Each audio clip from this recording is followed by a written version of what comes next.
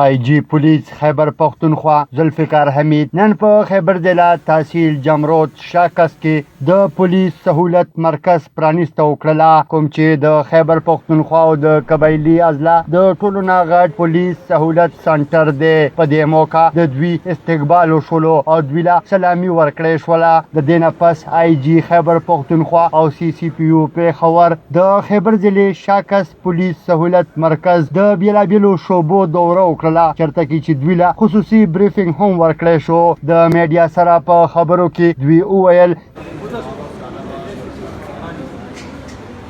कह रहे हैं कि खैबर पख्तूनख्वा में इस लेवल का कोई खिदमत मरकज़, चाहे वो कोई मर्ज ज़िला है, चाहे वो कोई पुराना सेटल्ड ज़िला है, किसी में भी इस मेयार का नहीं है, ताकि ये आवाम की इसमें ज़्यादा से ज़्यादा सहूलत पैदा हो सके.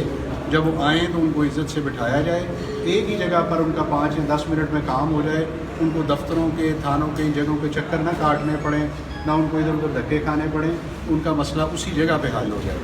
और इसमें आपने देखा कैफ़े भी है, बैठने की जगह भी अच्छी है, कंप्यूटर के ऊपर सारा काम हो रहा है, कैमरास लगे हैं, एसी लगे हुए हैं, बेहतरीन ये एक बन गया सेंटर. इसी तरह के तमाम मराकज़ बाकी के तमाम मर्ज अज़लाम में भी इंशाअल्लाह इसी तरह के इससे बेहतर बनाए जाएँ.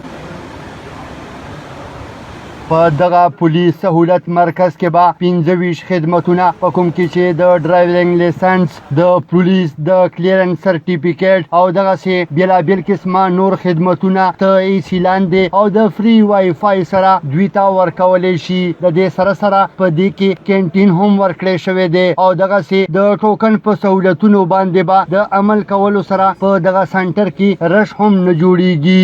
محمد الله خان افریدي، سنو پښتونخوا، خیبر.